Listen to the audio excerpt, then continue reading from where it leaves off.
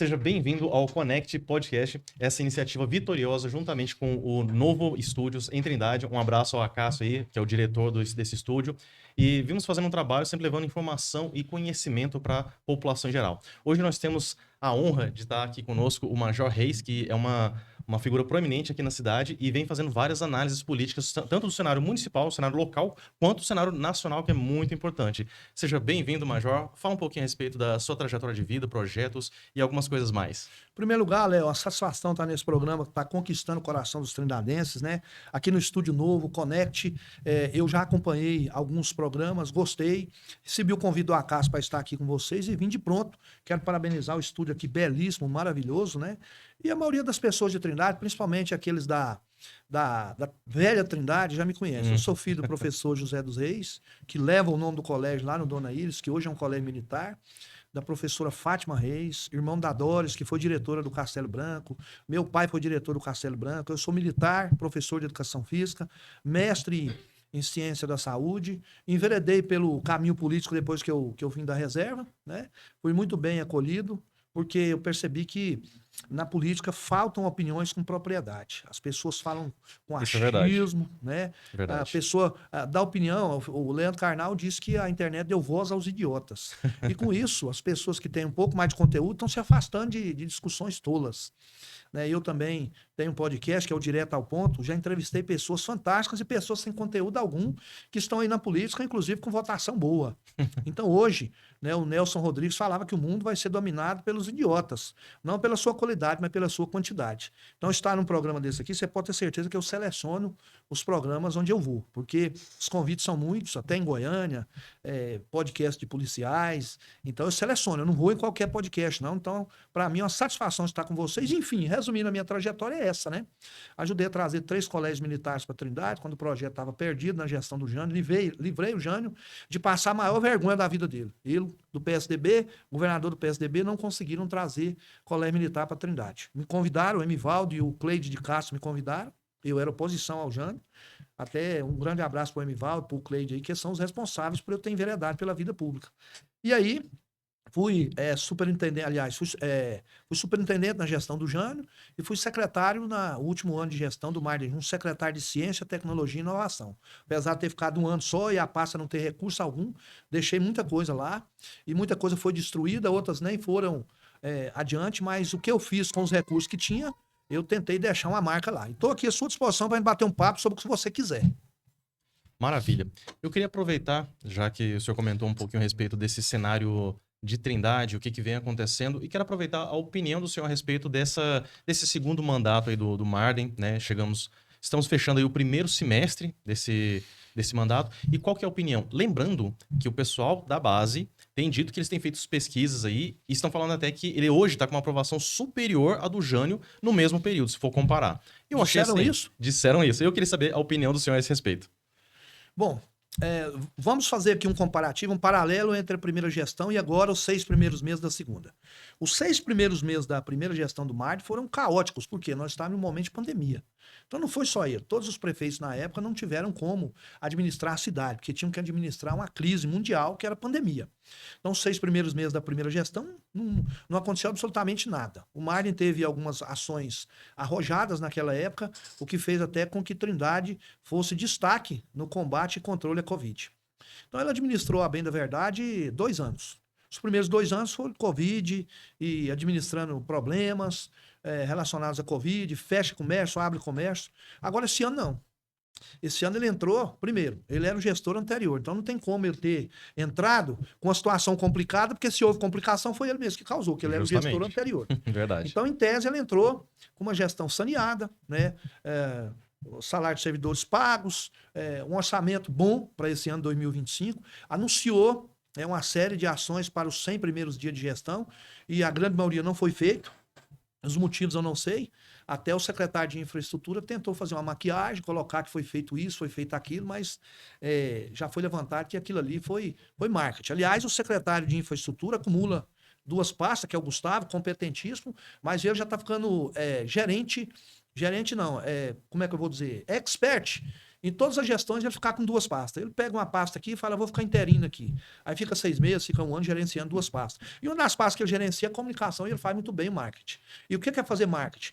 É você pegar o caos e transformar em maravilha. Então as pessoas pegam uma coisa que está ruim, vai ali, igual eu vi esses dias atrás aí, uma praça que foi revitalizada. Aí eu passei na praça. A praça foi pintada, tiraram a grama velha, colocaram a nova, as lâmpadas queimadas, pintaram os brinquedos e disseram que estava entregando uma grande obra para o povo. Então isso chama marketing. Verdade. E o Gustavo utiliza isso muito bem. Aliás, vim de lá para cá, eu vi a cidade muito bem cuidada. O centro histórico aqui está lindo, maravilhoso. As praças estão maravilhosas, está tudo bacana. Mas eu moro na região leste, sei que a realidade lá é diferente. Mas, voltando à avaliação que você me pediu, eu sou muito prolixo, eu vou tentar ser mais sucinto, né? Esse segundo mandato eu vejo algumas dificuldades, sob o ponto de vista político, mas algumas tranquilidades. O Marden, ele viu que ganhou a eleição com tranquilidade. Isso deu a ele uma segurança muito grande. Segurança tal que no primeiro mandato ele entrou de cara com todos os secretários empossados. Nesse segundo mandato, não. Ele deixou aí, salvo engano, hoje nós temos 11 secretarias que ainda não tem titular. E, na minha opinião, ele está guardando essas secretarias para trabalhar politicamente apoios para capitanear para a reeleição do seu primo, deputado Cristiano Galindo. E uma secretaria é uma moeda muito forte para fazer uma negociação. Às vezes um grupo está resistente de apoiar determinado candidato, o prefeito chama e fala, vou dar uma secretaria para o seu grupo, e mais isso, mais aquilo. Isso não é o Marden que faz, não, é todo mundo. Todo mundo que faz. Não estou aqui criticando, eu estou falando uma realidade. Então, Trindade está funcionando hoje, vamos colocar com 50% do seu potencial. Porque eu que estava secretário, eu digo para você que gerenciar uma secretaria já é difícil, imagina 2. E a grande maioria dos secretários estão com 2 secretarias.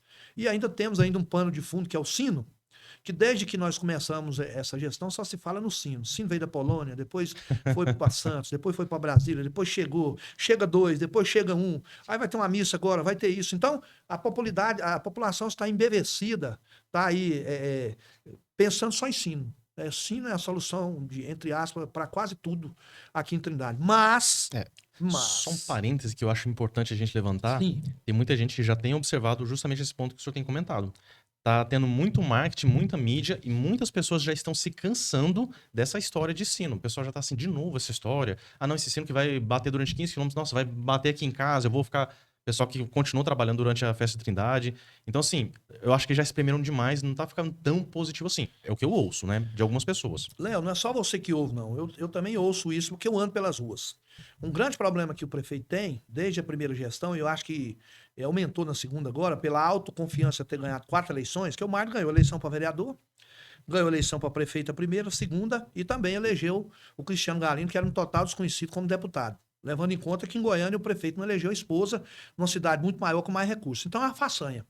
Isso deu a ele uma grande confiança. Então hoje, analisar os passos de Marden Júnior, para quem lê cenário político, não é muito difícil. Então ele já entendeu que Trindade precisa ser zelada, que tem determinados pontos que não podem ficar feios, que tem determinadas áreas que tem que dar resultado, como é o caso da educação, da segurança. A segurança eu vou deixar um capítulo à parte para falar. Mas... o marketing ainda vai persistir, eu digo para você, ao longo de todo esse mês de junho e também do mês de julho. O Sino vai ser a novidade. Então, aí com isso já foram 6 meses de gestão falando de quê? De Sino. Ninguém está discutindo a cidade, tem que estar discutindo os problemas da cidade, o que tem que melhorar, quais foram os avanços, as promessas que foram feitas, que estão aí para ser encaminhadas, né? Muita coisa que precisa ser resolvido. Uma delas é o trânsito, eu falava do trânsito, há 15 dias antes de acontecer esse problema, eu já falava do trânsito. O trânsito de Trindade é um trânsito da Índia. Você, rua, mão e contramão, você tem aí, me disseram que tem só 10 agentes de trânsito, uma cidade de 150 mil habitantes. Então é muito pouco. Mas, enfim, essa questão do Sino, ela tomou boa parte do debate político, e isso fez com que as pessoas fizessem igual na Roma Antiga. Quando tinha um problema, convocava-se jogos, dava comida para o povo, dava alegria, dava festa, e isso distraía a mente das pessoas. É a mesma coisa que está acontecendo em Trindade hoje, pão e circo. Né? Os debates mais aprofundados sobre as questões da cidade, principalmente sobre a questão política, ele está em stand-by. E é algo que a gente tem que já começar a colocar um foco maior. É justamente por isso que a gente vem levantando esses assuntos. E eu até agradeço a presença do senhor aqui, porque é justamente com esse ponto, essa referência, esses conteúdos que a gente traz para poder abrir os olhos das pessoas e trazer também o pessoal para poder conversar mais sobre isso. Que foi esse o tempo onde o pessoal simplesmente e observar de 4 em 4 anos e acreditar naquilo que o político fala. Eu fiz isso, eu faço isso e farei isso. Não, hoje em dia a gente está acompanhando ao vivo o que está acontecendo. Por isso que o sino já deixou de ser novidade, porque todo mundo já acompanhou 1, 2, 10 vezes ali nas redes sociais. E essa é a importância, trazer as pessoas mais para o debate público.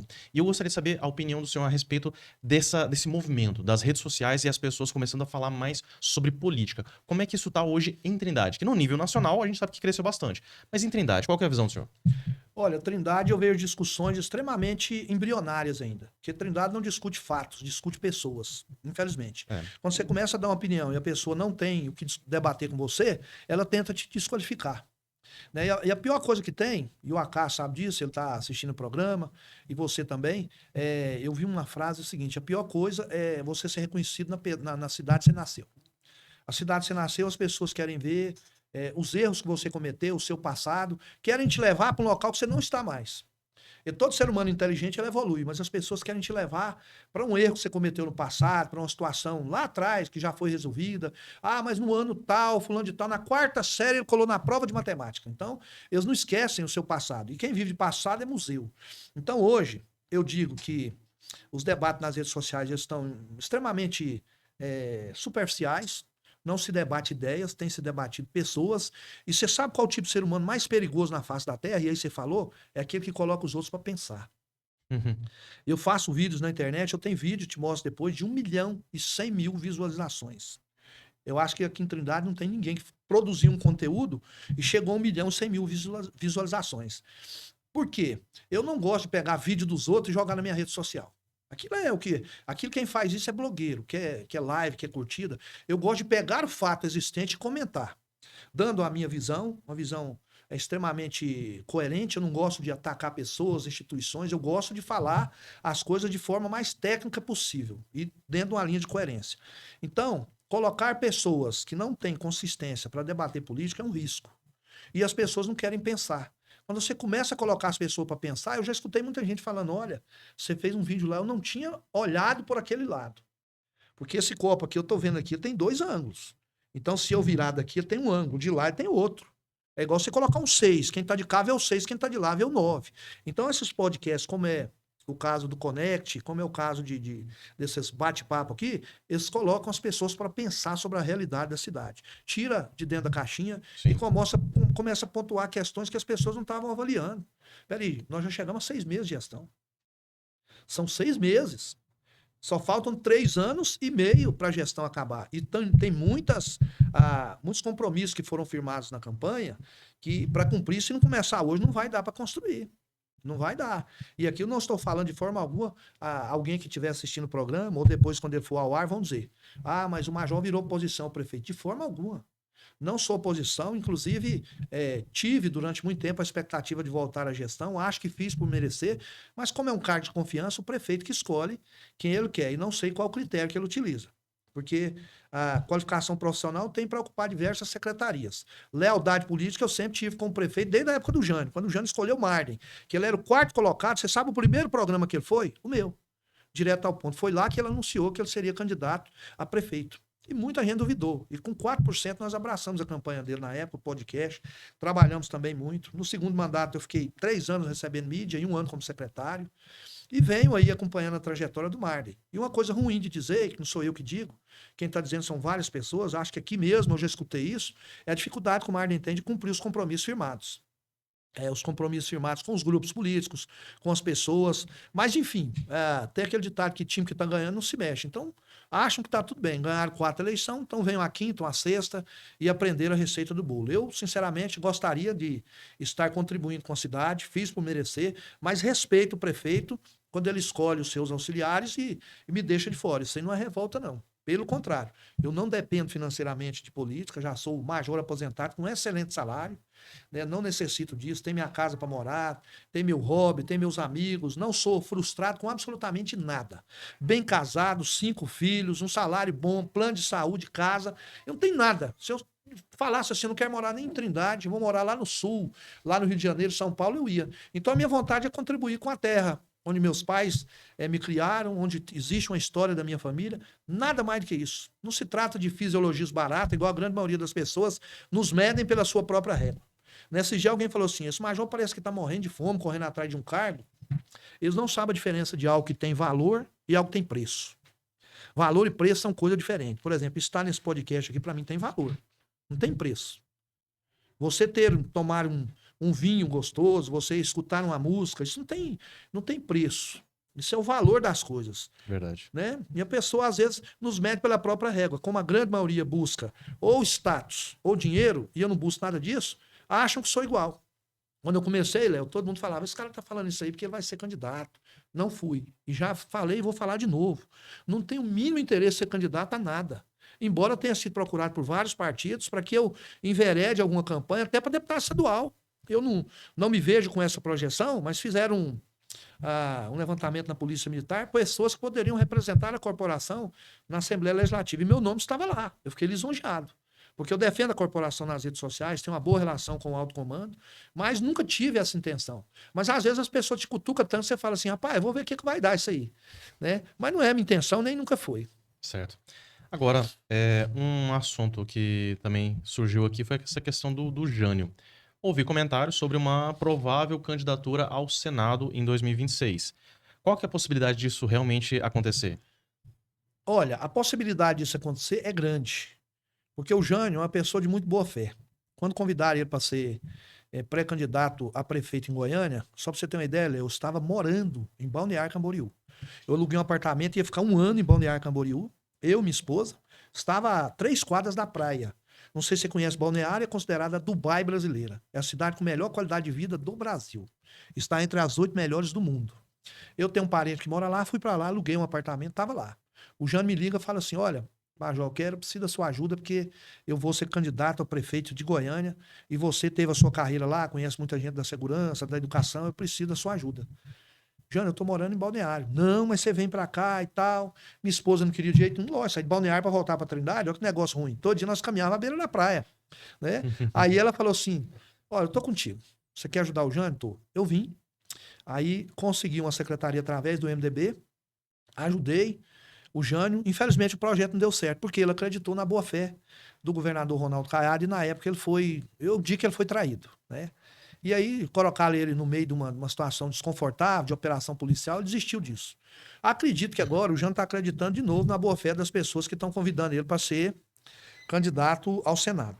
Acredito que eles não vão dar a ele esse apoio que ele espera.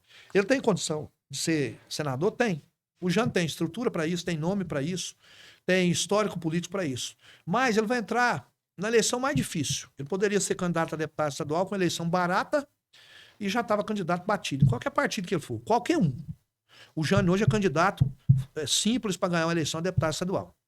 Obviamente, se ele fizesse isso, ia ter que haver um racha na base entre Marden e Jânio. E ele não quer isso, e o João também é vice-prefeito, não quer.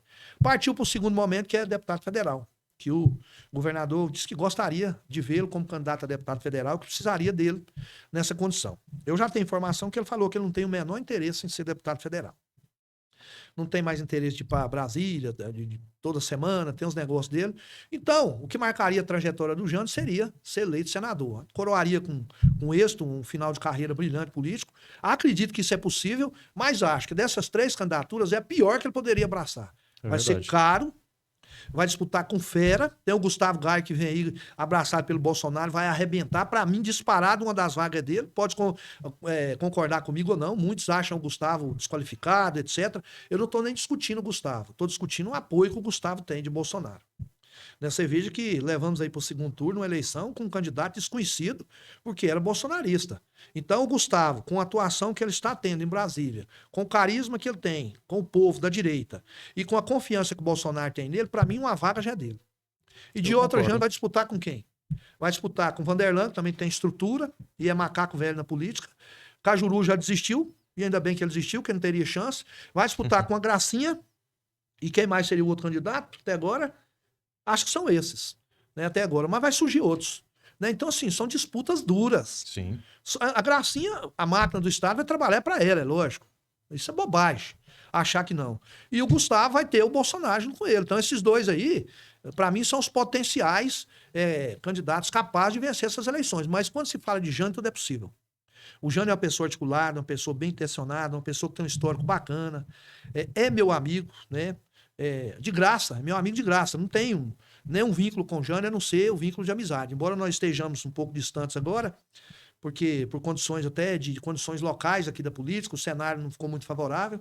A gente está meio distante, mas eu admiro o Jânio, acho que ele tem condição de ser candidato a senador, acredito nisso, mas digo para você, das 3 eleições, para mim era a pior que ele poderia escolher essa.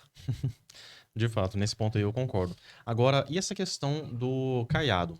Ele fica falando que é pré-candidato à presidência e tudo. Será que ele só quer holofote para poder depois tentar negociar um cargo Senado ou vice-presidência, alguma coisa assim? Acredita que realmente, com essa vírgula que ele tem de intenção de votos, você acha que seria viável essa campanha, essa candidatura dele? Olha, o Caiado, ele não está se movimentando no sentido de marcar território para depois vir senador, não. Ele não precisa disso. Ele, como governador, podia falar: não, sou candidato a senador, colocar a máquina para trabalhar para ele e para o Daniel, e ele viria candidato a Senado também com eleição batida, tranquilamente, né? Mesmo que ele já tenha histórico de legislativo. Então, e o mote dele hoje, que é a segurança pública, é o grande problema, o grande gargalo de todos os estados é a segurança pública. Então, ele não precisaria disso. Acredito que a intenção dele é vir candidato a presidente, como ele foi em 1989, quando você não era nem nascido. Ele era presidente da União Democrática Ruralista, e nas primeiras eleições diretas nós tínhamos vários ícones disputando: Ulisses Guimarães, Leonel Brizola, Lula, Fernando Collor de Mello, e o Caiado veio representando os produtores rurais. Teve uma votação ínfima, porque era pouco conhecido no cenário, goiano. Aqui representa, salvo engano, 2,3% ou 2,7% dos eleitores. Esse dia eu escutei um comentário aí, mas assim, do ponto de vista eleitoral, muito pequeno. Mas o Caiado ganhou notoriedade por conta da segurança pública, por conta de um discurso forte que ele tem de oposição ao PT desde quando era senador, e agora, com a saída do Bolsonaro, o campo ficou livre. Quem seriam hoje os possíveis candidatos da direita? O Zema, né? O Tarcísio, que já anunciou que não quer, porque quer uma reeleição em São Paulo, e eu acho que ele está certo. Ele tem um projeto para 8 anos, 4 anos não dá para fazer nada no estado daquele tamanho. Lá ele vai ter uma eleição mais tranquila, uma reeleição.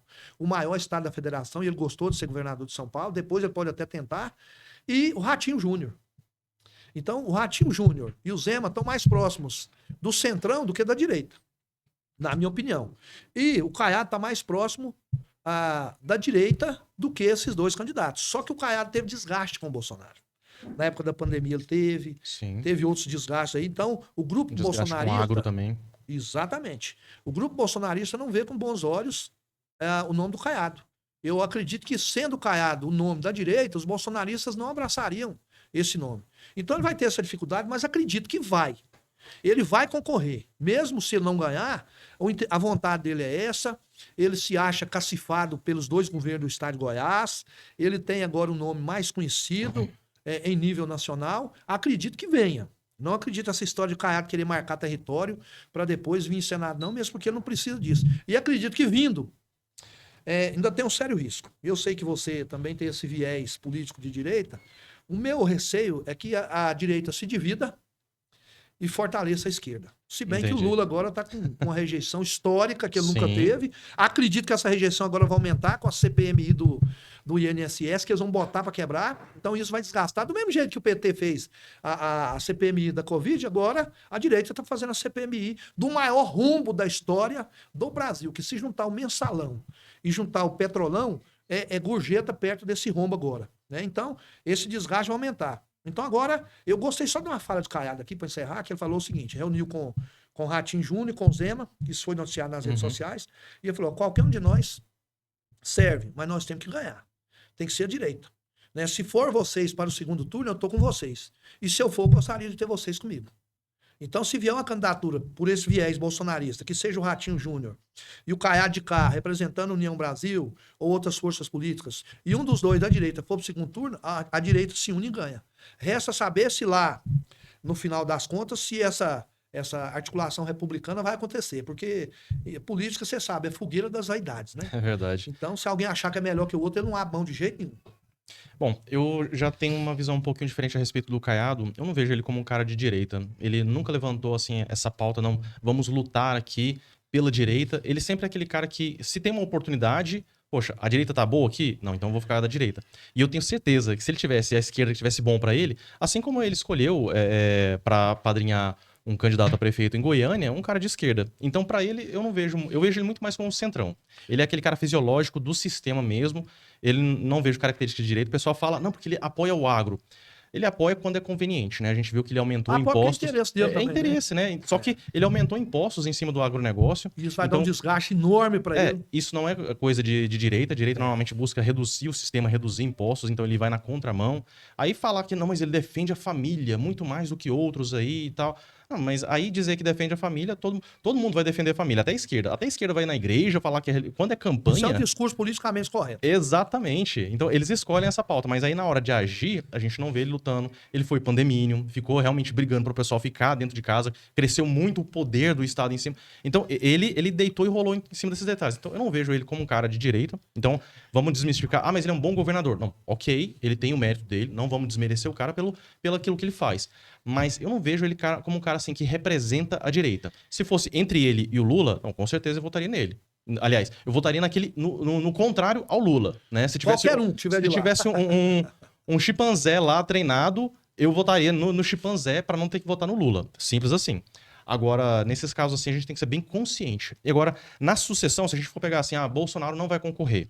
A gente tem aí Michele Bolsonaro, que já estava batendo as pesquisas vencendo do Lula. A gente tem o próprio Tarcísio, que realmente teve essa fala dele, que cacifando, porque teve aquele bate-papo lá. O Temer queria fazer esse desgaste da direita, né? Querendo puxar a sardinha, trazendo o Tarcísio pro lado dele. Não, vamos fazer aqui uma nova direita, que não seja bolsonarista, né? E ainda tem gente que cai nessa lereia. Aí o que ele fez? Pra poder realmente tirar o Temer de história aí, falou que não, eu quero o estado de São Paulo aqui, candidato a Bolsonaro. Para mim, candidato à presidência é o Bolsonaro. E isso eu achei muito, muito importante da parte dele. Pode ser que mude lá na frente, mas ele tinha falado que não. Não, vamos supor, o Bolsonaro chega assim, não, meu candidato vai ser o Tarcísio. E ele vai, não, eu abracei porque o Bolsonaro falou que precisava de mim lá na presidência. Aí, ok. Ele tá realmente mostrando o quê? Lealdade. Porque tem muita gente da direita que fala que, o Tarcísio, ele é muito centrão e tal. Eu não vejo dessa forma. É um dos caras que mais valorizou a questão do Bolsonaro. Então tem aí Michele, depois o Tarcísio, e agora tá despontando o Eduardo Bolsonaro. Olha só, o cara ele não está se tornando só mais. Ele é o filho do Bolsonaro. Não, ele tá agora adquirindo luz própria. Exatamente, por conta dessa briga que ele tá fazendo por liberdade de expressão. Então, aí a gente vê os parlamentares de direita lutando pelos valores da direita. Aí sim a gente pode falar. Porque é muito fácil o cara falar assim, se eleger na onda da direita, mas quando chega lá, não. Até a questão assim teve deputado federal que foi pego em falcatrua, que era do PL, foi expulso do partido. Então a gente tem que ver os comportamentos de cada um. E aí depois disso vem o Zema. Então o Caiado, ele tá lá embaixo, nessa linha sucessória. Então tipo assim... Numa escala de 0 a 10, ele tá lá no 8. Se não tiver no 10. Isso, ele seria o 10º ali. É mais ou menos isso. Mas ele vai. Ele é teimoso, você pode ter certeza que ele vai. Não, ele tem a máquina, né? Ele não tem que apostar o D. Se ele estivesse fora do sistema, se ele não fosse governador, aí eu queria ver. Não, aí eu quero ver se realmente... Agora, como quem vai pagar? Somos nós, né? A campanha dele, quem vai pagar para ele poder estar lá e fazer essa tentativa, mesmo que não mude nada, né? Agora, deixa eu te falar um negócio. Você falou uma coisa interessante aí, que isso foi tema de debate aí num grupo que eu participo de policiais militares. Inclusive, quiseram até me tirar, me chamaram até de melancia lá no grupo, falando que eu sou verde por fora e vermelho por dentro, né? Mas agora está surgindo uma direita inteligente. E aí eu quero discordar de você no sentido de que o Bolsonaro teve todas as ferramentas na mão para fazer um enterro da esquerda e, no entanto, não fez. Primeira coisa, ele não cumpriu a liturgia do cargo. O presidente não sai para bater boca com manifestante, com jornalista. Para isso existe um porta-voz. E o porta-voz dele, que era um general, pediu demissão em 6 meses. Falou, eu tô aqui fazendo o quê? Todo dia o presidente vai lá e ele bate boca com o repórter. Então ele está se desgastando à toa. Veio a pandemia.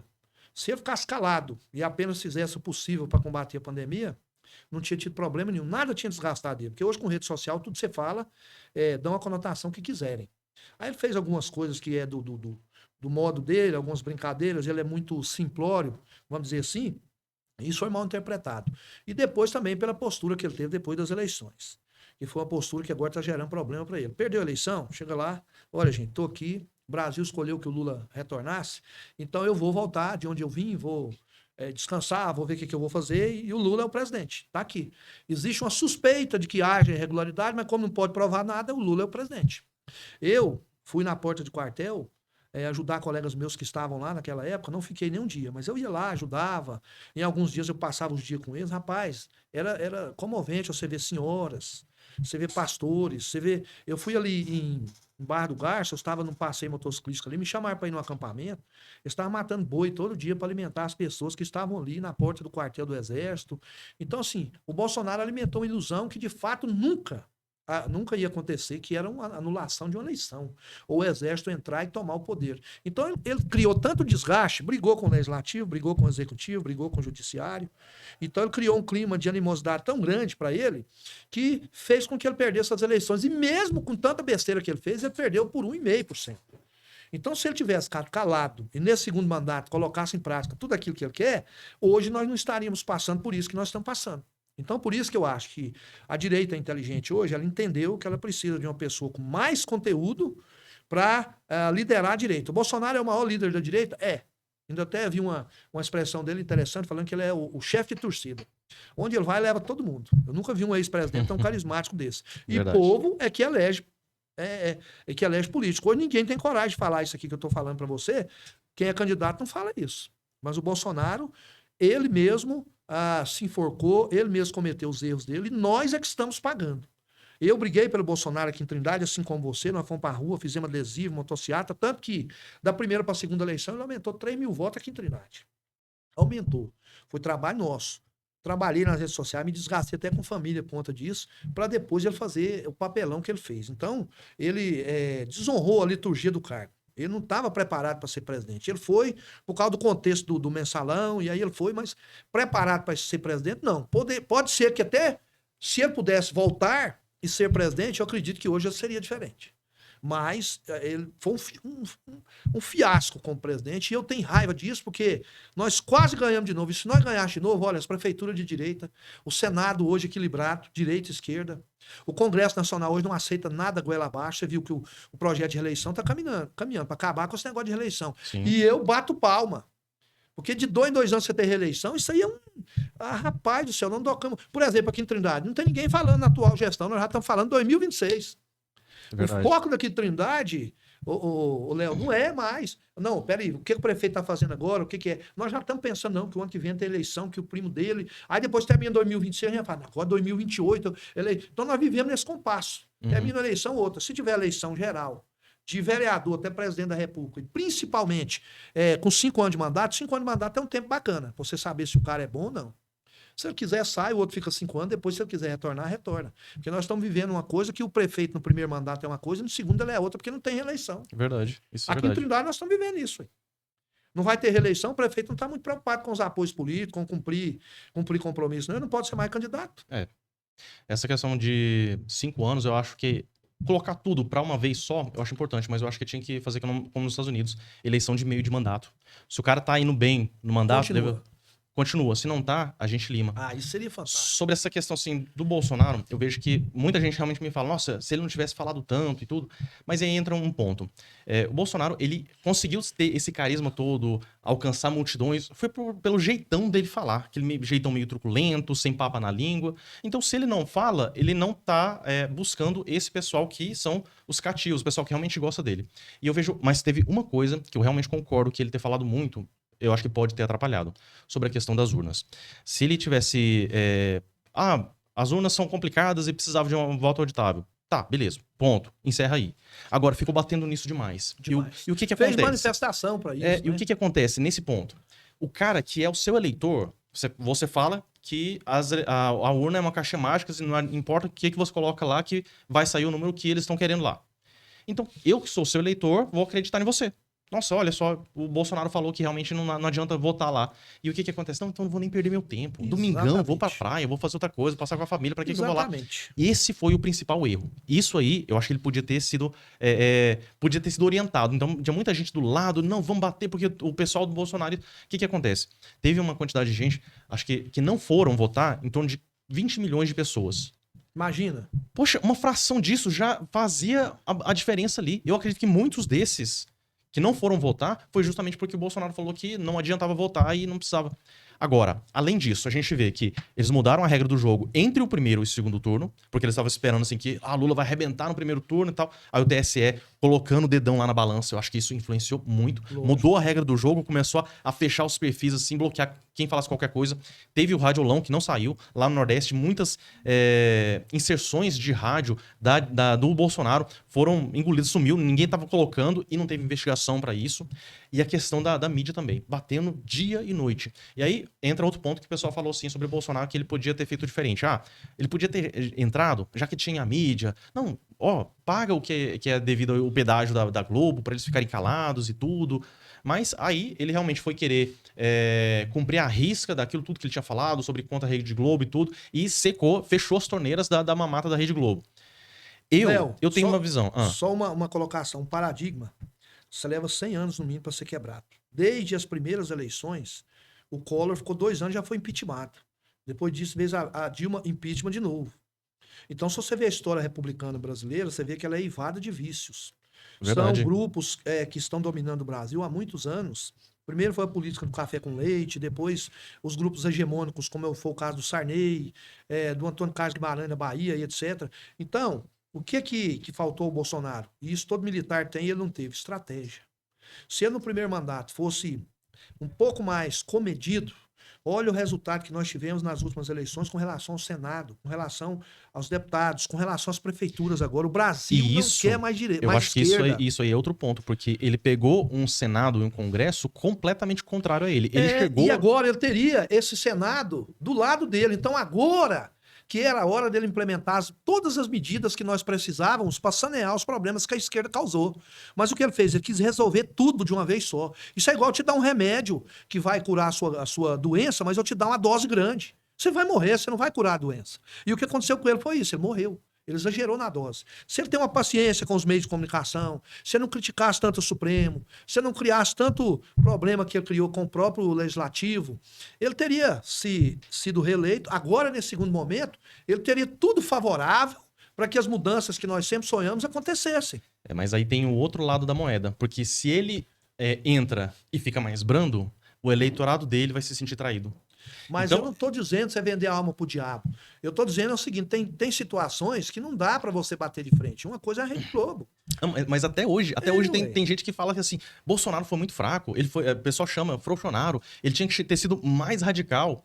Então, hoje, a gente pegar e olhar de fora... Quando ele estava com a caneta na mão, ele também faltou coragem para tomar decisão. Quando você é um presidente da República, você tem tudo na mão, o que o Lula está fazendo hoje? Chegou lá, quantos ministérios tem? Tem 20. Não, eu preciso de 35. Cria mais 15. Faz isso, traz o pessoal para o lado, começa a fazer um trabalho estratégico. Quando você quer fazer alguma coisa, você não consegue fazer tudo de uma vez. Vou falar de obra em casa de pobre. Eu estou passando por uma obra agora, Cássio. Então é o seguinte, eu quero fazer lá uma piscina, uma área de churrasco e tal, mas na primeira fase da obra eu fiz o que meu dinheiro deu. Reformulei a casa todinha. Agora, no segundo momento, vamos para a área de lazer. Então, a política não é diferente. Não dá para você chegar e fazer tudo de uma vez, mudar uma concepção, um paradigma. Faltou ao Bolsonaro estratégia, faltou a ele humildade, porque a votação dele, todo mundo carregando eles nos braços. Aquele 7 de setembro foi a maior demonstração de que o Brasil é direita. E aquilo, a vaidade dele foi lá em cima, que ele achou, não, a eleição tá ganha. E nós também achamos. Quando todo mundo foi pro segundo turno, falou, cara, a eleição não tá ganha. Aí aqueles caras que estavam dormindo, acordaram, mas não deu tempo. Você concorda com isso? Eu tive gente que falou que não, nem vou votar não, Bolsonaro já ganhou, moço. Eu concordo. Não perde pra esse Lula não, pra esse ladrão aí. Agora o que aconteceu? Mas aí o que a gente ignorou? A questão da mídia batendo dia sim e outro dia também.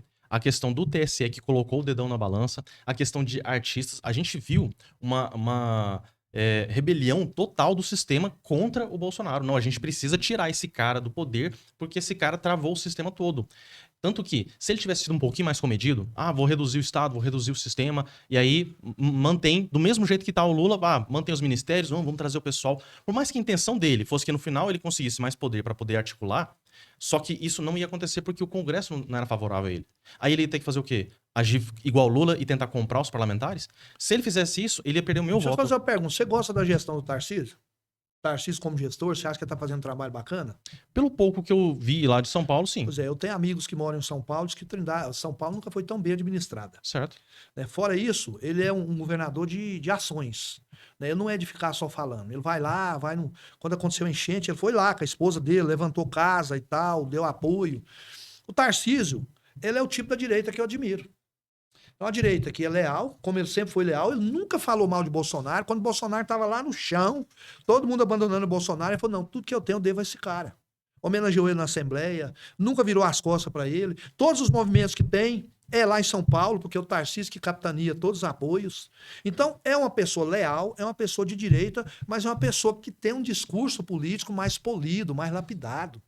Então, o tipo de direita que eu sonho em ter no Brasil hoje é uma direita Tarcísio, uma direita, um centro-direita. Não é uma direita radical, porque hoje nós chegamos num ponto que ninguém quer radicalismo. Eu não aguento radical de direita, assim como eu não aguento radical de esquerda. O que seria um radical de direita? Radical de direita é aquele que tudo que o Bolsonaro fez para ele tá certo. É a primeira coisa. Tá errado. Tem que reconhecer, você tem que fazer um feedback. Segunda coisa, você tem que ter inteligência e estratégia para que você possa modificar alguma coisa. Nada é modificado da noite para o dia. Você quer modificar uma estrutura de segurança pública, você quer modificar uma estrutura de armamento da população. Então, mesmo que Bolsonaro quisesse fazer movimentações e quisesse ser mais radical, ele não conseguiria mudar as coisas justamente por conta desse fato. Não daria para mudar tudo em um mandato só. Não, não dá. E aí, você ser uma direita inteligente é você entender até onde você pode ir nesse momento. Falou, olha, eu já trouxe de 100 avanços que eu precisava, eu trouxe 50 no primeiro mandato. Agora eu vou ficar quietinho aqui, eu vou fazer o discurso politicamente correto e lá adiante eu vou implementar as demais. Mas no governo Bolsonaro não teve os avanços? Teve os avanços que a esquerda veio agora e já tirou quase tudo. Vou te falar um negócio em questão de armamento. Eu sou militar da reserva, tem 1 ano que eu estou tentando comprar uma arma. No governo Bolsonaro eu tive colega que comprou 10 armas no mês só. Porque abriu-se para você ter um arsenal em casa. Eu estou tentando comprar uma arma e o exército não está liberando. Porque o exército hoje foi colocado pela esquerda. E eles são contra o armamento. Eu sou um militar da reserva, eu tenho uma arma e estou querendo outra para deixar em casa. E não consigo comprar. Então, na época do Bolsonaro, eu conseguia. Não foi só isso. Veja a Petrobras. Deu lucro, agora está com prejuízo histórico. O Correio está fechando as portas. Fato. Então, todos os avanços que nós tivemos, agora viraram retrocessos. Sim. Então, esses avanços poderiam ter continuado, como eu disse para você, se fosse um pouco menos radical, pelo menos no último ano de campanha, do meio para o fim, porque 2 anos ele não administrou. Verdade. Outros 2 anos que sobrou, ele ficou brigando. Então, o Brasil está cansado de briga. E outra, brigou com quem? Com quem tem a caneta na mão. Olha o que o Alexandre de Moraes está fazendo com o Brasil. Ele foi brigar com quem? Não podia escolher outro para brigar, não. Então, assim, prejudicou demais. Não só. Tem gente preso, rapaz, lá desde 8 de janeiro, que não fez absolutamente nada. Então, isso atrapalhou, inclusive, as pessoas que estão lá presas. Você acha que essas pessoas vão votar em Bolsonaro? Colocar isso na conta do Bolsonaro é injusto. O pessoal estava lá por vontade própria. Não, meu amigo. Aquilo lá foi estimulado por um movimento que começou na porta dos quartéis. Você há de convir comigo que se o Bolsonaro reconhece a derrota e fala, gente, vão todos para suas casas, vamos fazer um trabalho de oposição, vamos fazer a coisa certinha. O que foi? Começou na porta dos quartéis. Aquilo foi ganhando força, ganhando força, ganhando força. Isso é igual guerra.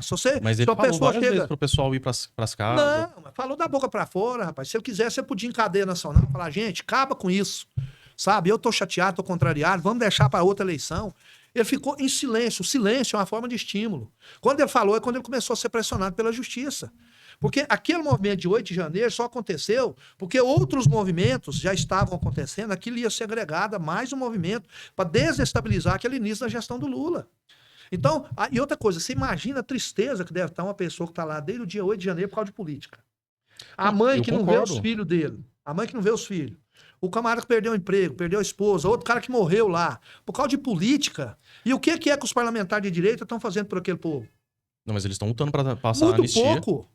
Muito pouco. Isso aí devia estar... Eles é que deviam fazer uma frente, chamar todo mundo, falar, agora é nós que vamos fazer uma passeata junto com esse povo. Mas teve no Rio de Janeiro, teve em São Paulo. Mas muito pouco. Um movimento que não surtiu efeito. Não surtiu efeito. O que é que pode ser feito para tirar pessoas inocentes da cadeia?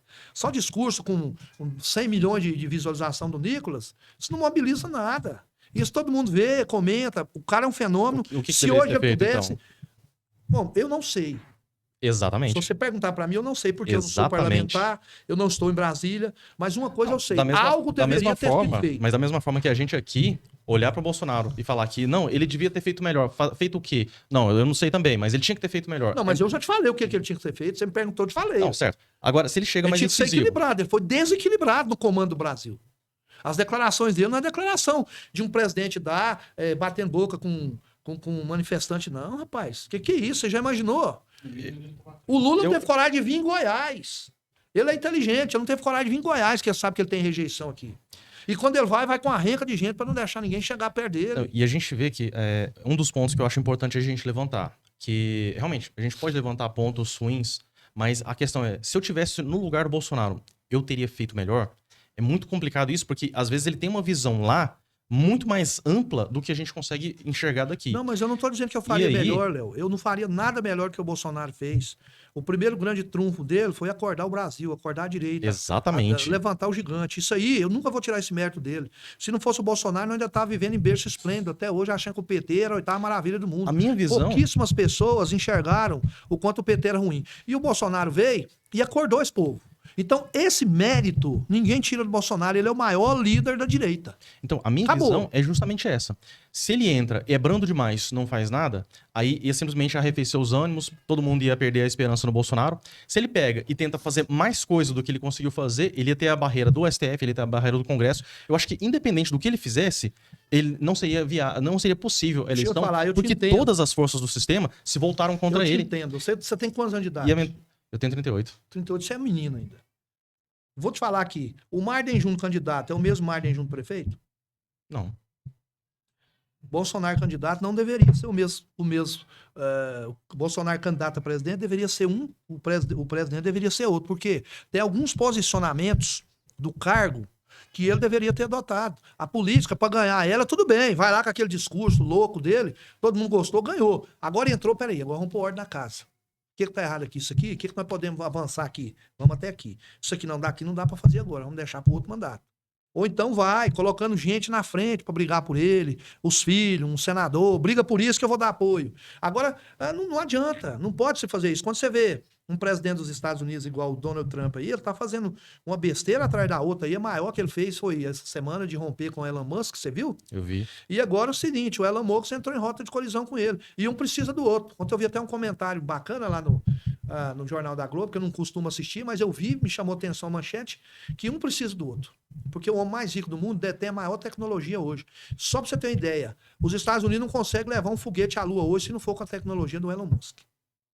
Então você vê o tamanho da dependência que ficou. Então virou essa briga. Mas voltando ao Bolsonaro, é o que eu te falei. Uma coisa tem que ser a política na hora da eleição, outra coisa é a pessoa. Porque eles mudam o perfil. Muda. Eu, depois da eleição, eu não consegui falar com o prefeito mais nem um dia. Tem 6 meses que eu não converso com o prefeito. Virou outubro. Até dezembro. Teve uma reunião que ele convocou e eu fui na reunião que ele falou. Todos vocês estarão comigo. Vocês me ajudaram a ganhar, vão ajudar a administrar. E quase todos realmente faltaram. Eu não voltei, não sei o motivo, nem quero saber mais.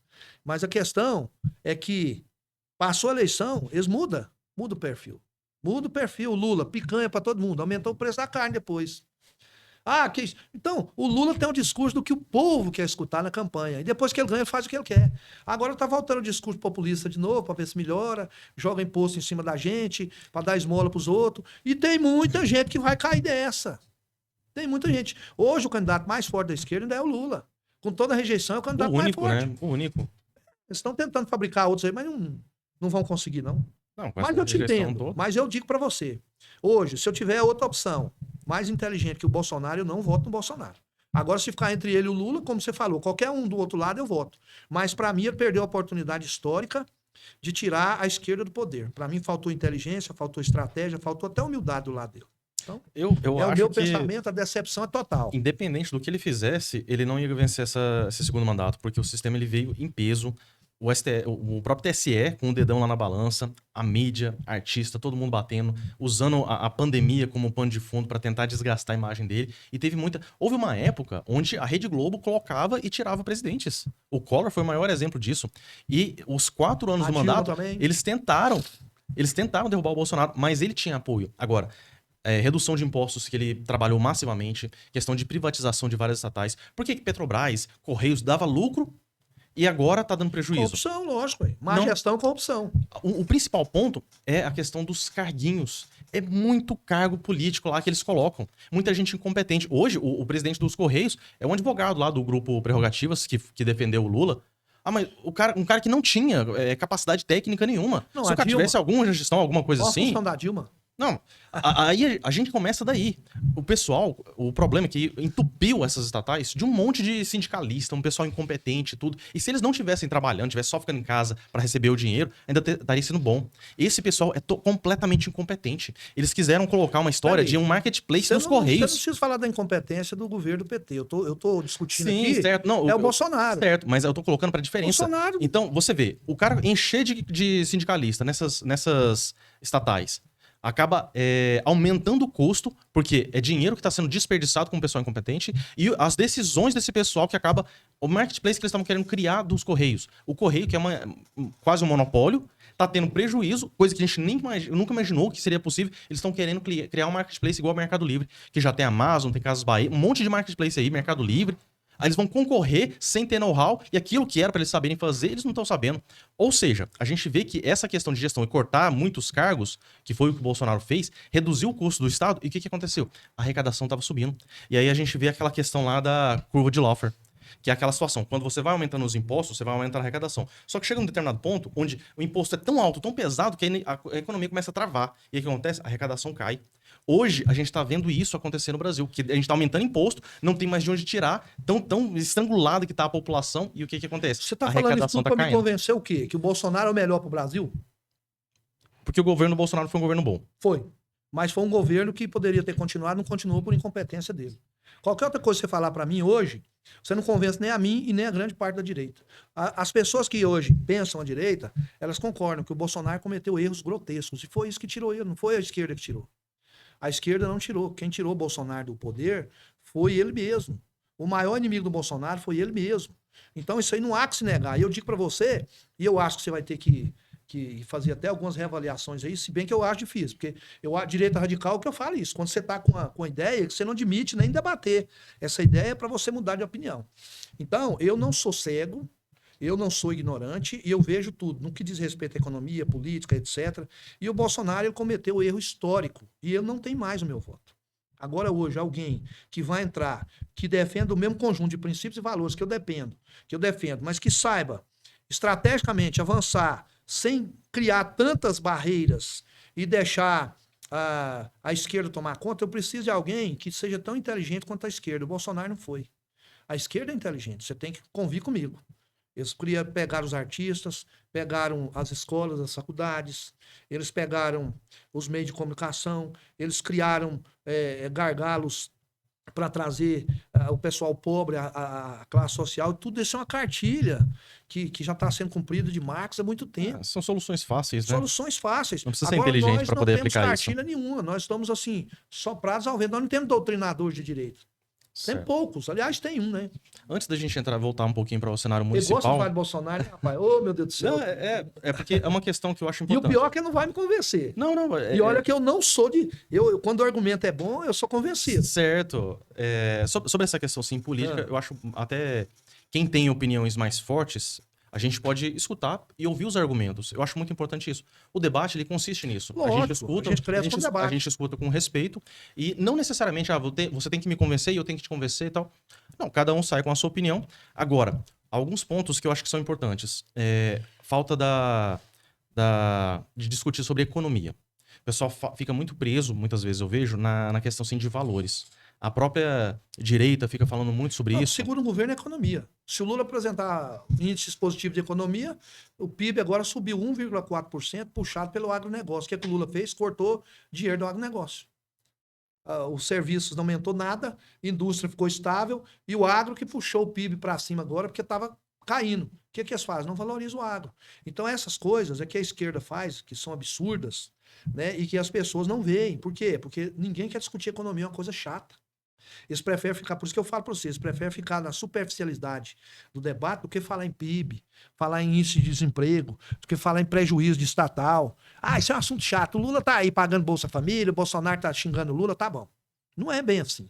A pessoa, quando ela se propõe a debater política, tem que ter igual você tem conteúdo, tem que saber se posicionar com respeito, tem que ter uma opinião formada sobre determinados assuntos, mas estar disposto a escutar opiniões diferentes, né? Igual eu falei, eu estou avaliando há muito tempo um posicionamento com relação ao Bolsonaro. O meu vídeo, inclusive, que tem 1.100.000, eu digo isso. Bolsonaro foi um mito ou foi uma farsa? E aí, se você vê o engajamento que deu, porque eu fiz um comentário exatamente sobre isso.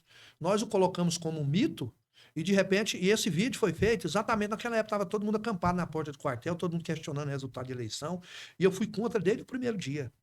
Quando falou, não, o Bolsonaro subiu e vai questionar, eu falei, gente, não tem isso. Nós perdemos porque ia perder. Um país onde as pessoas são corruptas vai querer quem no governo? Fato. Um Né? corrupto. Eu acho que tem que começar da população. Isso aí, nós não temos educação política. Por isso que o Instituto, igual o Instituto G20, que está sendo criado, eu tenho um sonho, não falei para a Cássia ainda, mas vou falar de fazer um Instituto Professor José dos Reis Mendes, que é o Instituto de Formação Política. Meu pai era filósofo, era teólogo, era professor, e era um cara extremamente politizado, mas que não saía do quarto. Porque eu não queria nem debater as ideias dele com os outros, porque ninguém tinha, naquela época, condição de alcançar o nível do pensamento que ele estava, porque ele lia muito. E aí, essa formação política, hoje você pega, a não ser nos colégios militares, você chega, eu te desafio, você entrar numa sala de ensino médio de uma escola comum e perguntar o que é o Congresso Nacional. Qual que é o papel de um senador? O que faz um prefeito? O que faz um vereador? E mais uma série de perguntas. O que é um poder legislativo, executivo e judiciário? Então, não sabem, porque é interessante manter as pessoas burras. Concordo. Então, nós temos que hoje começar um trabalho de reestruturação política na base. Hoje, todas as escolas, não vou nem dizer as escolas, porque as escolas já são doutrinadas pelo governo que está no poder, mas os institutos que têm intenção de promover alguma mudança tem que fazer isso. Verdade. Você pega o aluno que vai começar a votar a primeira vez, com 17 anos, levar ele para um sábado para fazer uma palestra básica sobre o que é Constituição. Você fala, o que é Constituição? Ah, a lei. Não sabe que a lei maior, como é que ela foi construída, que ela rege tudo que acontece no Brasil. Eu tive um tal de educação moral cívica que me ensinou isso lá na 5ª série. Hoje, quando eu fui conversar com alguns jovens aí, que lá na academia que eu estava, rapaz, eles não sabem nada de política. Vê lá na Câmara Municipal se vai algum jovem. Se for o pai que está arrastando ele na marra. Vê o que o jovem só se envolve na política na época de campanha porque a política tem evento. Você tem um som automotivo aqui, você tem um movimento ali de gente, uma carreata. O jovem gosta de movimento, mas não estão nem aí para a política. Então assim, nós precisamos da base, começar a esclarecer. E não é doutrinar, igual o PT tem tentado fazer para implementar suas ideias de sexualidade, outras coisas. Não, é ensinar. Seu voto ele pode te libertar de muita coisa. Quando chega alguém, Cássio, e fala assim, olha, eu não gosto de discutir política, não. Fala, pois é, a política que determina o preço da gasolina, o preço da comida, Fato. A saúde ruim que você tem, a estrada ruim que você anda. Como é que você fala que você não quer discutir política? Aí não reclame depois. Rui Barbosa, ao perder as eleições, falou, cada povo tem um governo que merece. Essa frase é célebre. Essa frase é a melhor frase. Aqui em Trindade ninguém reclama, que nós temos um governo que nós merecemos. No Brasil, em Goiás, foi o voto, foi o sufrágio universal que levou. Se você foi enganado, foi iludido, o problema é seu. Mas nós é que colocamos o poder. Então não dá para ficar discutindo a superficialidade e deixar, porque, olha, vamos fazer um levantamento, eu não tenho esses dados. Mas imagina quantos jovens de 17 hoje está em idade de votar e nem vai votar. Esses 20 milhões que você falou aí de inadimplência aí, com certeza a maioria deles está no meio dos jovens. Jovem quer saber de política? Nada, você vai falar isso. Esse dia eu tentei falar de política com os meus filhos. Sentei, gente, vem cá, vamos conversar aqui. Tá. Deu meia hora, um tava lá abrindo a boca, o outro já tava olhando para mim, mas não tava me enxergando. Falei, tá chato o papo? Nossa, pai, chato demais isso aí. Pois é, mas é necessário. Eu tô doutrinando eles na marra, para eles entenderem o que é política. Com quem eles vão votar não me interessa. Mas eles têm que saber a consequência daquilo que eles vão fazer. Mas e aí, Trindade, você não quer falar mais não? Eu ia te perguntar justamente isso. Quando é que vamos ter um prefeito de direita aqui na cidade? Aqui? Primeiro dia que a direita se organizar, né? Porque nós temos pessoas de direita aqui, pessoas que gostam da direita, pessoas que têm afinidade com a direita, mas tem gente que acha que esse negócio de direita e esquerda é folclore. Eu não penso assim. Certo. Eu acho que existem, sim, fundamentos da direita e fundamentos da esquerda que são diametralmente opostos. Um está num polo, outro está no outro. Em determinados momentos, por conveniência, eles podem se aproximar, mas depois se afastam. Então, o que nós precisamos aqui em Trindade, Léo, eu acredito, primeiro é ter uma direita organizada. O que é a direita hoje aqui em Trindade? É o PL do Francis Albuquerque?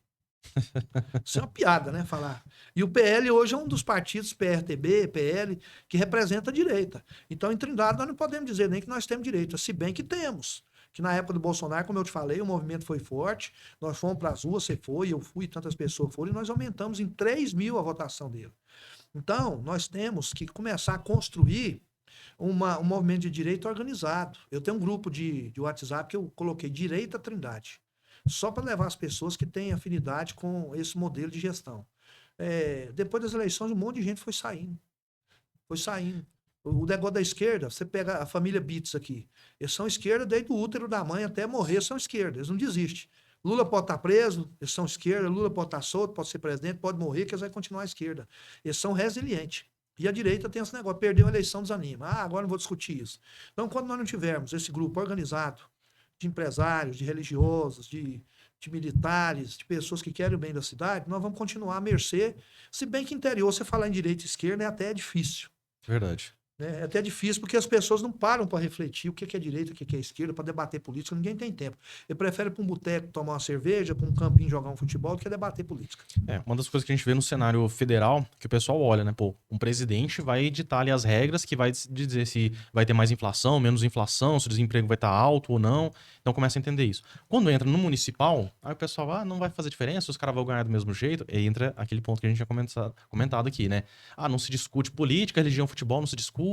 E quem inventou essa lei, o cara foi genial, né? Porque deixou esse pessoal livre para atuar de qualquer forma. Agora, a gente precisa entender que quem vai eleger ali um deputado estadual, um deputado federal, quem vai ajudar ali a base são os vereadores, é o prefeito. Então é muito importante trabalhar sobre isso. E se a gente tem esses valores realmente para discutir, um exemplo que eu falo que é importante ter essa dinâmica da direita ou não, né? Mas que o pessoal entenda qual é a regra ali, o que eles vão, qual que vai ser o norte dessa política do município. Tem uma lei que foi criada no governo Bolsonaro, que é uma lei de liberdade econômica. Só que é uma lei federal que ela precisa ser regulamentada no município. É uma lei que precisa ser, que ela vai reduzir impostos, reduzir taxas, reduzir burocracia. Ela facilita ao empreendedorismo. Quem é grande, o cara vai chegar com uma indústria lá na cidade. Ele vai negociar taxa, vai negociar terreno, ele consegue, uma empresa dessa aqui na cidade vai ser, que nem, exemplo, a Coca, né? A Coca teve muita negociação, conseguiu algumas renúncias fiscais do município. Agora, quem é pequeno? O pequeno empresário ali de um comércio, um estabelecimento, tá vindo de fora, tentar a oportunidade. É muito difícil montar uma empresa hoje. É muito complicado. A gente já chega com uma taxa ali. Carga tributária. Carga tributária. E a burocracia é gigantesca. E aí a gente vê, por exemplo, em Aparecida de Goiânia, que foi um dos municípios que regulamentou essa lei. Então lá melhorou bastante, facilitou. E a gente vê hoje que a cidade cresceu. Deixou de ser uma cidade dormitório para ser um polo industrial. E aí a gente poderia ter também esse tipo de iniciativa aqui na cidade. Mas, infelizmente, nós não temos. Por quê? Porque a gente tá lutando muito para eleger o amigo, o primo, o vizinho, e não discute as ideias, o que cada um tá buscando ali. Teve alguns comentários, pessoal, teve muito bate-papo aqui no podcast, eu acho isso fantástico. A gente falando assim que o cara veio falar que, não, o vereador nada mais é do que um pedinte, porque a gente tem as demandas, vai lá na prefeitura e pede isso, depois pede aquilo e tal. Mas, peraí, a gente tem que pedir, o vereador, ele tem que atuar para pedir para o prefeito fazer o trabalho dele. Poxa, então tem alguma coisa errada aí. Ô, Léo, por que eu nunca quis candidatar a vereador em Trindade? Porque a figura do vereador aqui é distorcida. De fato. Eu não ia ficar dando cimento para a obra, eu não ia ficar aviando receita para remédio, eu não ia ficar pegando meu carro e levando doente no posto de saúde, eu não ia dar cesta básica, porque não é esse o papel do vereador. Eu não ia ter associação nenhuma. Associação, ela entra numa lacuna que o próprio Estado não preenche. Esses mutirões do Dr. George aí, do próprio Cristiano, que foram muitos aí no período eleitoral, eles entram numa lacuna que a própria prefeitura, o próprio Estado, o próprio governo federal deixou. Então, o papel do vereador, em tese, é legislar e fiscalizar. Eu digo para você que ser um secretário hoje, ele é melhor do que ser um vereador, que o secretário faz. Então, hoje, se, entre aspas, vou dar um exemplo aqui, não é o caso, né? Mas na época do Ceguinho, eu estava lá, eu lembro, as pessoas ligavam pro Ceguinho. Ceguinho, eu preciso disso aqui. Eu mandava o carro lá e tirava. O vereador tem que fazer um requerimento para mandar pro secretário para entrar numa fila para ser atendido. Ou então liga e ele manda também. Às vezes você tem pessoas do povo ou de uma associação que tem mais força política que um vereador para pedir alguma coisa. Eu, apesar de não estar na gestão, até hoje eu não tive nenhum pedido meu negado, se bem que eu não sou de ficar amolando ninguém. Mas quando eu peço alguma coisa, normalmente eu sou atendido. Então, como vereador, você não tem emenda impositiva, que é um absurdo. Uma Câmara Municipal aceitar e ficar o tempo todo sem nem um centavo para o vereador distribuir, por exemplo, as suas bases para as obras, igual tem o deputado, né? Não sei se você sabe, na época da Dália não tinha emenda impositiva. O É. deputado tinha que conseguir as coisas para a cidade, conversando, dialogando, articulando com o governador. Como é que você, por exemplo, você dá 1 milhão para cada vereador por ano, para emenda impositiva. Aí o camarada tem ali uma associação precisando de uma coisa, ele vai lá e destina uma emenda para lá. Isso valoriza o vereador, valoriza o papel do vereador. O que é fiscalizar? Fiscalizar é ir lá, por exemplo, na prefeitura, ver como é que estão as licitações, como é que está o pagamento dos fornecedores, quanto o governo... Se eu fizer essa pergunta para um vereador, ele não sabe qual é a receita do município. Quanto você tem que gastar em educação, o que vem do governo federal. Não sabe. Verdade. Não sabe. Então, assim, o papel do vereador ele ficou tão reduzido, que hoje a única motivação que se pode ter para ser vereador é, primeiro, começar uma carreira política, galgando outros postos, ou então, dinheiro. 17 mil reais por mês, acho que é isso, né? Que tá ganhando hoje. E tem mais alguns assessores ali, mas é muito pouco. O camarada tinha que ser, aí você cita aí, país fora, tinha que ser, por exemplo, igual na Suíça ou Suécia, não sei, onde o camarada que é eleito, ele não ganha nada. Eu concordo. Ele não recebe nada. Não, eu quero ser vereador, mas não tem salário, não. Meu salário é de militar da reserva, é esse meu salário. Eu tenho um negócio ali, eu vou viver daquilo. Eu vou contribuir com a comunidade sem salário. Coloca aí, que vai acabar o salário de vereador, você vai ver quantas pessoas vão aparecer numa eleição. É aí que vai ser o divisor de águas. Só os comprometidos. E tem algum projeto que eu tenho levantado aí aqui, sobre presidência de bairro. Tem alguns bairros aqui em Trindade que o pessoal se organiza, tem uma figura ali, mas isso tinha que ser o comum, tinha que ser o normal, assim, a cada, não digamos assim, um bairro, mas cada 2 bairros, Já uma que você falou região. nisso, vou falar de uma coisa que é na minha área. Não existe um plano municipal de segurança pública. Não existe conselho comunitário de segurança pública. Os conselhos seria uma coisa importante. Os conselhos comunitários de segurança pública lá em Goiânia nos ajudaram demais. Eles traziam as demandas e nós pautávamos as ações da polícia em cima das reuniões com os consegues. Então, assim, é o povo participando da gestão. Ontem eu estava em um jantar com um rapaz que trabalhou 30 anos com o Iris Rezende. Ele disse que quando o Estado não era dividido, o Iris ia até lá ao Tocantins e voltava, fazendo aquela... Como é que chamava? Não era gestão participativa, acho que era uma coisa assim. Fazia reuniões setoriais nas cidades e nas regiões para saber quais as demandas daquela religião. Não tinha comunicação muito boa naquela época, né? De internet, essa coisa. Internet do Telex. Ele ia lá, colhia as informações para pautar os investimentos. Hoje nós fazemos investimento às escuras. Ninguém sabe qual o setor que mais precisa de investimento, qual que mais precisa. Eu estava passando ali em algumas ruas aqui da cidade, ruas bacanas. Ruas que não precisavam de recapeamento, está sendo recapeada. Verdade. E ruas que precisam, tá no buraco, que precisa, estão fazendo um remendo. Tá todo mundo falando isso. Isso é falta de planejamento e gestão. Ou é simplesmente a política de, tá chegando a festa Trindade, vamos mostrar que aqui o miolo aqui, a festa aqui tá uma maravilha, que aqui tá tudo bacana. Então tem uma série de questões que podem advir com relação a isso aí. Mas como você falou, a participação popular em qualquer governo, ela é que pauta as pessoas. Sim, é essencial. Inclusive, tem essa ideia de fortalecer o presidente de bairro, não só ter em um ou outro onde o pessoal se organiza mais, mas ter em toda a cidade esses conselhos, são as pessoas participando realmente da política. E quando eu fiquei sabendo dessa situação de que o vereador ele é só um pedinte, que ele pede o serviço lá, aí eu fui interpelar o pessoal que trabalha na administração, aí ele fala, não é assim, não é que só porque pediu foi executar ali aquele serviço, às vezes tem um cronograma. Já tá sendo aí feito. Quando o vereador pede, a gente muda ali e vai ser feito. Só que aí tem lugares onde a gente não vê sendo feito. E aí, por que a população não tem acesso a esse cronograma? Aí ia desafogar um pouco desse serviço do vereador, né? Aí entra o quê? Comunicação. Eu acho que a gestão tinha que ter uma comunicação melhor com a população, que usa as redes sociais. Olha, estamos trazendo o sino. Depois, de novo, olha, estamos trazendo o sino. Eu acho que poderia melhorar muito essa questão através de um aplicativo ou um site onde mostra ali onde vai ter obra, onde vai ter troca de lâmpada, uma solicitação, fale com o prefeito. Uma live, usa as redes sociais para conversar com a população. A gente não vê isso. Isso podia fazer toda a diferença. Léo, sem nenhum recurso, eu consegui colocar a internet gratuita em Trindade em 6 praças. Inclusive, fiz um vídeo lá na Praça Constantino Xavier, a pessoa passando, sentado lá, usando a internet, aí agradecendo, que ela não tinha dinheiro para acessar um site que ela precisava, fazer um trabalho e tal, estava ali.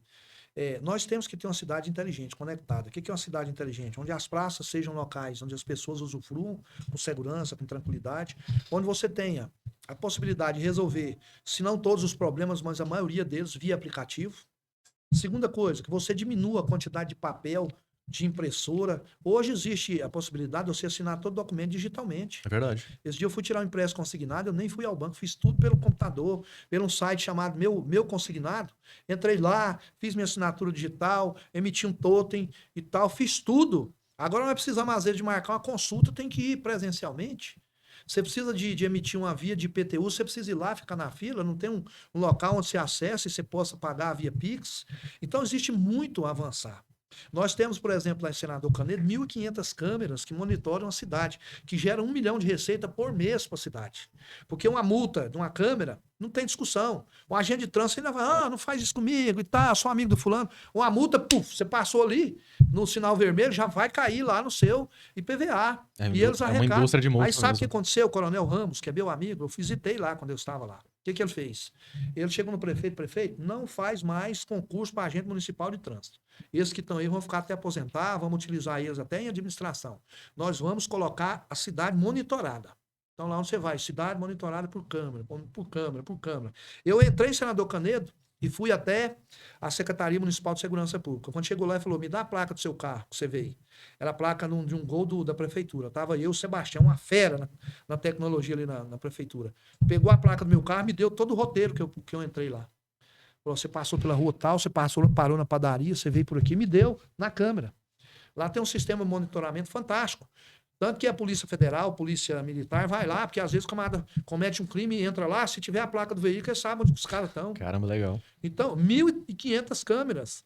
E, reduziu em 30%, porque uma câmera, se ela estragar, você manda alguém lá e arruma. Um servidor, se ele tiver que fazer uma cirurgia, ele fica 60, 90 dias afastado e recebendo. Então, hoje, a estratégia é isso. Em Trindade, me disseram que tem 30 câmeras. E a promessa por 100 dias, uma delas foi de que iria instalar mais 80, o que é muito pouco. Na região leste, eu não sei que se tem nem alguma. Outra, acessibilidade. Você vai ali na Elizabeth Marques, você pega uma cadeira de roda, ali no supermercado Rei de Sol, e se você quiser ir com ela, ali na Praça do Maísa, de cadeira de roda, você não vai. Porque invadir as calçadas, não tem piso tátil para cego, você não tem área de estacionamento, é um samba do crioulo doido. Sabe? Você tem uma lombada que é de um tamanho, outra que é de outro tamanho, não existe aquilo ali, é regulado pelo Inmetro. Você não tem nenhuma faixa elevada para um idoso atravessar, para um cadeirante. Isso é acessibilidade, faz parte também de uma cidade inteligente.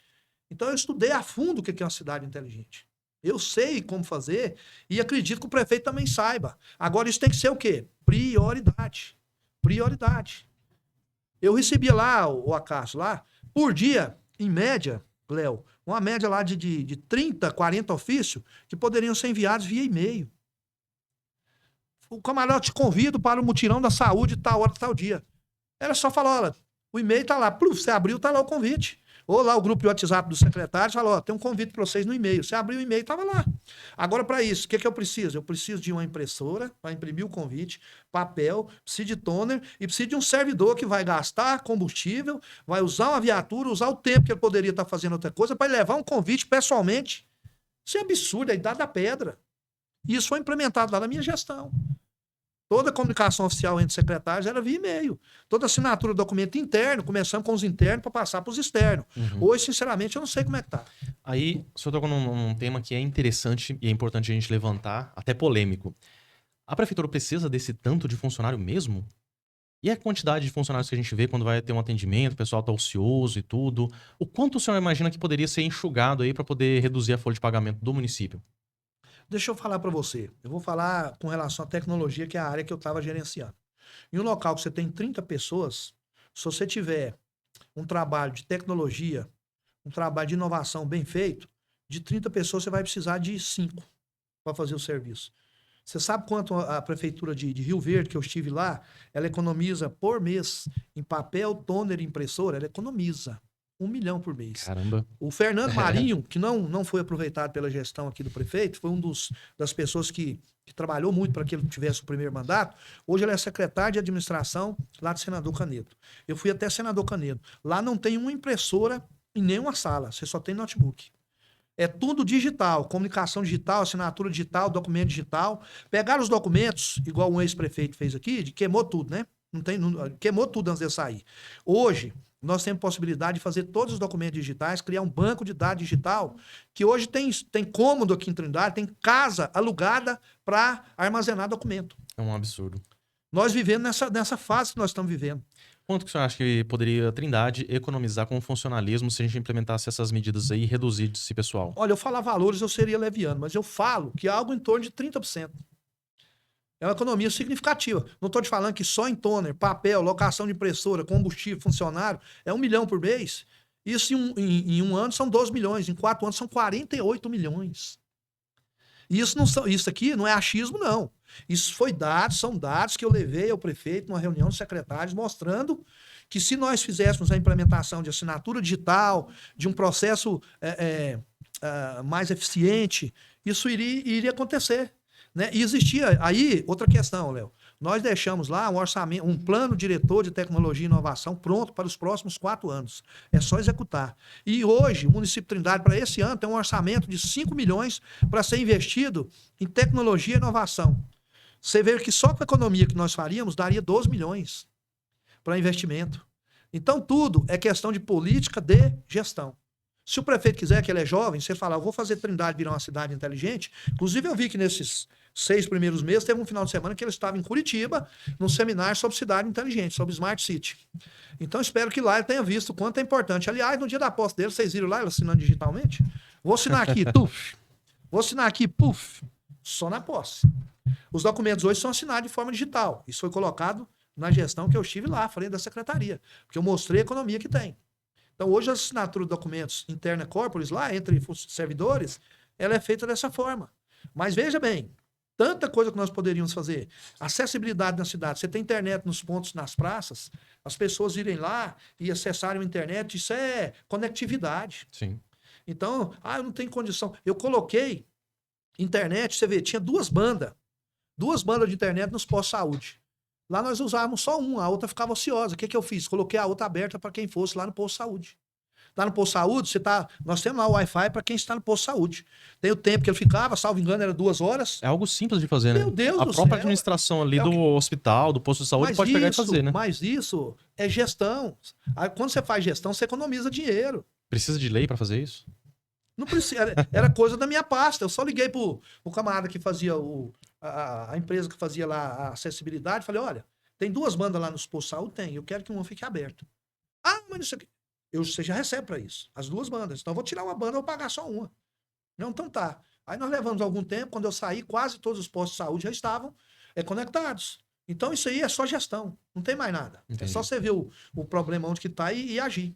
Não vai ficar conversando aqui, não vai ficar até a noite, hein? Pois é, a gente acabou de bater o nosso horário aqui. Então vamos lá. Mas eu fico muito feliz, porque é uma honra, é uma oportunidade muito grande, né? Ter uma pessoa assim tão ilustre que conhece a fundo o município para poder explicar sobre todas essas possibilidades aí. E eu acho importante isso, porque a gente tem que acompanhar os novos tempos. A tecnologia está avançando, as novas práticas, utilizando a tecnologia como um potencial, e está acontecendo. Então, se a gente ficar para trás, Trindade vai ficar aí, vai se tornar realmente uma cidade histórica. Por quê? Porque ela ficou no passado. Não, tem que se tornar uma cidade que preserva sua história, o seu passado, mas está conectada, está antenada. E isso eu acho muito importante, porque a gente tem possibilidades. Mas E eu vou te falar só uma coisa para encerrar. Quando me colocar na Secretaria de Ciência, Inovação e Tecnologia, ciência bacana. Inclusive, nós criamos um núcleo de pesquisa lá, onde a faculdade ia ter acesso ao banco de dados da prefeitura, de educação, de saúde e de segurança, para criar pesquisa para resolver problemas. Então, ciência, bacana. Inovação. Inovação é você fazer diferente, com mais eficiência, o que as pessoas têm dificuldade de fazer. E, quando chegou no tecnologia, esbarrou em uma área que eu tinha dificuldade. Eu estar à frente da Secretaria de Ciência, Inovação e Tecnologia foi um grande desafio para mim. Porque o que eu pensei? Eu falei, bom, de ciência eu sei, de inovação eu sei, de tecnologia eu não sei. Eu fiquei 2 meses percorrendo as cidades que tinham ideias bacanas, que tinham uma conectividade boa. Eu fui em Aparecida, eu fui em Rio Verde, eu fui em Senador Canedo. Eu participei de eventos, seminários, simpósios, palestras, para entender o que era uma cidade inteligente. Quando eu entendi, hoje eu vejo a importância daquela Secretaria de Ciência, Inovação e Tecnologia. Então, hoje eu vejo a importância e eu mesmo me recuso a ser um analógico. Antigamente, eu tinha dificuldade de fazer as coisas por aplicativo, achava aquilo uma besteira. Hoje, tudo que tem um aplicativo para facilitar a minha vida, eu utilizo. E está tudo disponível, a maioria gratuitamente. A maioria Pois é. gratuitamente nós não utilizamos. Olha a evolução que foi o ChatGPT. O IA hoje, o que está fazendo, rapaz? Esses dias fizeram um treino do IA comigo, quase me mataram. Pegaram a minha mãe lá e fizeram ela movimentar numa foto, eu com ela, ela dando um abraço em mim. Rapaz do céu, que coisa fantástica, né? Mas enfim. Major, antes de encerrar, eu queria só fechar um assunto aqui que eu acho que é importante que o pessoal me mandou nas redes sociais, eu acho que eu gostaria de estar perguntando. Então, o senhor comentou um pouquinho sobre possibilidades de candidatura a deputado estadual. Vou dividir em duas partes. Tem possibilidade do senhor vir a candidato a deputado estadual? E sobre a parceria do Marden Júnior com o Cristiano Galindo para essa próxima eleição, para ele ser deputado estadual. Qual que é a sua visão sobre essa seara das eleições no ano que vem? Olha, quando eu falei a questão de ser candidato a deputado estadual, foi uma questão que foi levantada até por grupos de WhatsApp dentro da própria Polícia Militar, de amigos meus que me conhecem e sabem que eu sou articulado politicamente, que tenho boa oratória, que tenho conhecimento de algumas áreas da Polícia Militar. Da corporação eu tenho um conhecimento muito amplo, porque vivi ela intensamente e ainda vivo. Aliás, esqueci de falar, tem 2 livros publicados sobre segurança pública, esqueci de trazer, mas me cobre a caça. Vou deixar para vocês aqui, até para vocês sortear depois de brinde para as pessoas e vou dar para vocês de presente os exemplares. Então, foi uma possibilidade que foi aberta, isso nunca foi minha intenção. Mesmo porque eu acho que Trindade tem que ter representações fortes, representatividade forte. Quanto mais candidato tiver em Trindade, enfraquece a nossa representação. Vou dizer para você, por exemplo, sai o Major Reis candidato aí. Então, suponhamos que eu tenho 500 votos. Coisa ridícula, mas suponhamos que eu tenha 500 votos. Sai um Acácio, candidato a deputado estadual. Tem mais 500 votos. Já são 1.000 votos que poderiam ir, por exemplo, para o Cristiano Galindo e que vão sair dele. Então, eu acredito que o ideal para o prefeito, o ideal para a cidade, é que haja uma aglutinação de forças, né, um comprometimento do prefeito, de fato, com aqueles parceiros políticos que têm ajudado ele a conquistar consecutivas vitórias. E isso é o interessante para a cidade. Eu estou vendo gente falar, e não vou citar nomes porque me pediram reserva, mas pessoas que estão, inclusive, em tese, ao lado da gestão, que já disseram, eu vou candidatar e eu quero deputado estadual. E é pessoa que eu tenho absoluta certeza que vai levar 3.000 votos. Agora, esses 3.000 votos, ele vai tirar de quem? De um trindadense. Porque essa pessoa que me falou é de Trindade. E outros que já me disseram, e outros, já fui estimulado também por várias pessoas. Rapaz, vai, você não tem nada a perder. E realmente eu não tenho. Se eu não for eleito, o que vai acontecer? Vou deixar de ser aposentado? Não. Vou deixar de ser major? Não. Vou deixar de ser professor da reserva? Não. Minha mulher vai largar de mim? Espero que não. Então, eu não tenho nada realmente a perder. Só um partido que acreditasse em mim, eu fosse. Mas não é a minha intenção. Como eu falei, eu gosto muito da cidade, mas pode ter absoluta certeza que muitas pessoas que hoje estão chateadas, contrariadas e tal, porque o ser humano é movido por dois sentimentos, o amor e o ódio. E muitas pessoas que hoje estão chateadas, contrariadas, podem ou apoiar candidatos de fora, ou podem até mesmo se candidatar. E eu já vi, vou dar o exemplo aqui do Thales Barreto, ele perdeu a última eleição por 82 votos. Então, se tiver um candidato que tira 100 votos do Cristiano, ele pode perder uma eleição por 82, por 100, por 1 voto. Já tem caso aí de prefeituras aí, o Vivaldo me falou, esqueci o nome da cidade, que o prefeito perdeu por 1 voto. Então, acho que cada voto é importante, caso o prefeito queira manter aglutinado o grupo. Então, existe um trabalho que tem que ser feito de reorganização do grupo político, juntar esse pessoal que ainda está meio contrariado com o prefeito, e quero até dizer, não é o meu caso não, viu, gente? De estar chateado com o prefeito ou não. O prefeito não é obrigado a me colocar como secretário. Eu acho que eu merecia, eu acho que eu tenho potencial, competência, currículo, histórico, legado, mas quem decide os parceiros com quem anda é o prefeito. E eu não vou deixar de cumprimentá-lo, ou virar a cara para ele, ou falar mal dele por conta disso, não. Mas tem muita gente aí que eu acho que o prefeito tem que dar uma olhada com carinho, presidente de partido, pessoas com as quais ele se comprometeu aí mais profundamente, para que ele possa lá adiante não ter surpresa desagradável e, quem sabe, perder uma eleição por causa de uma besteira. Verdade. Bom, muito bacana esse bate-papo aí, muitas informações importantes e a gente está começando a se interagir mais sobre a política municipal. E eu acho muito importante para você que nos segue aí entender um pouco melhor sobre esse cenário. E agora eu convido o Major a falar as palavras finais, se quiser deixar também as redes sociais para o pessoal seguir. Gente, em primeiro lugar, eu gostaria de agradecer aqui ao Léo, que pacientemente ficou aqui comigo no Connect, né? Esse podcast que está crescendo aqui em Trindade tem tudo para ser o podcast político mais assistido aqui. Nós continuamos com o nosso trabalho no Direto ao Ponto, mas é um trabalho bem mais modesto, com menos estrutura, mas a gente também traz conteúdos, traz ideias, debates com pessoas. E quem tem podcast, para vir outro podcast, ele tem que avaliar que aquele podcast tem qualidade. Eu tenho avaliado o trabalho de vocês, o estúdio é maravilhoso, você como entrevistador está de parabéns, me deixou muita vontade, acredito que você faça isso com os demais. Se não tiver conteúdo para debater, não venha, que esse moço aqui tenta apertar a gente. Né? Então, muito obrigado pela paciência, pelo convite, e espero estar com vocês em outros momentos, lá adiante, quando as coisas começarem a funilar e a polícia começar a recrudescer de forma mais incisiva, se precisarem de mim, eu estarei aqui em qualquer mesa redonda para debater. Hoje eu até pedi para vir sozinho, não é porque eu tenho medo de debate, não. É porque eu queria aproveitar o nosso tempo para a gente bater papo sobre diversos assuntos, como nós aproveitamos, né? Mas o dia que quiserem me chamar para compor qualquer mesa aqui, eu venho com tranquilidade. Parabéns você, ao Acácio, ao Novo, e ao estúdio e ao podcast, que é um sucesso. Maravilha. Bom, obrigado, Major. Quero agradecer a você que tem nos acompanhado também. Mais um bate-papo assim com bastante informação e foi bastante informativo. Eu consegui trazer um pouco mais, que a gente vê muito de lado assim de um secretário, o pessoal que está dentro da gestão, né? Eles têm aquela visão mais a favor, né? Agora a gente teve uma visão mais realista, mais pé no chão. E eu acho isso interessante, levantar o debate e trazer informação para dentro de casa. Então, quero agradecer mais uma vez, Major. Obrigado por ter participado, obrigado por tanta clareza que a gente trouxe aqui. Quero agradecer também ao diretor do Estúdio Novo, Acácio Fernandes, que está fazendo uma parceria assim, muito bacana agora com o Connect Podcast, e a gente vai crescendo aí. Então, eu quero agradecer a todo mundo que tem participado e feito esse sonho aí acontecer. Bom, deixo aqui um forte abraço a todo mundo e até a próxima. Até a próxima.